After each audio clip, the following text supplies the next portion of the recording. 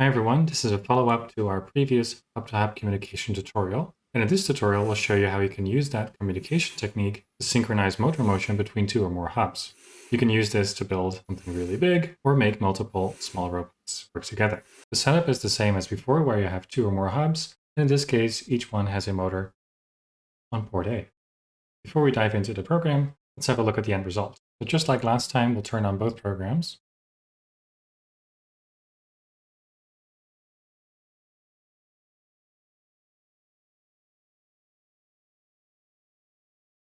And you can see both motors move at the same time.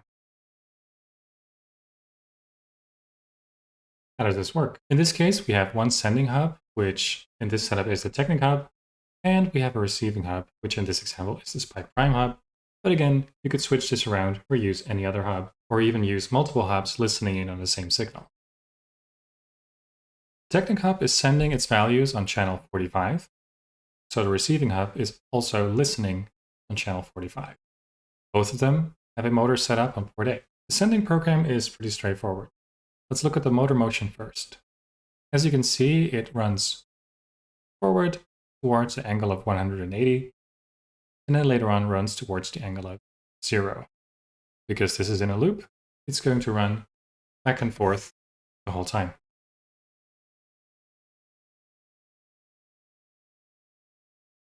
There is also a light which turns red before it starts going to 180, and green when it goes back to 0, as an indicator so you can see where the program is. Just before it starts to move and turns the light on, it sends or broadcasts the list with the value 180 to tell the other hub that that's the angle that it's going to go to, and the value 0, which we'll use to indicate red in this example. And the reason I'm using a list here is just to show you how you can easily send more values and create more complicated programs, even though we could have done with just the angle position in this example. Likewise, just before going back to 0 degrees, we broadcast 0 because that's the degree value that we're going to, and the value of 1, which we'll use to indicate green. And the hub keeps doing this over and over. Now for the receiving hub. As you can see, there are two variables set up, the target angle and the light value, which we'll use to store the received values from the other hub. The receiving hub works with just a simple loop. First, it will observe the signal coming in on channel 45, which is that same list that we've sent earlier, and it unpacks them into the target and the light variables that we've just set up.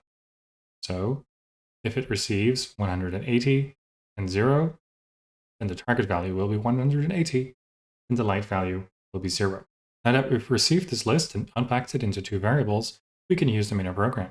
In this case, we're going to make the hub light turn on at a given color. To do this, we use the ternary logic block in order to find the value green if the light value is 1, and otherwise red. Another way to do this is to just simply use a switch block to say if the value equals 1, then turn the light on green, otherwise turn the light on red. But this makes for easy reading of the code. Finally then, we can use the target angle value to rotate to the given target, and that completes the program.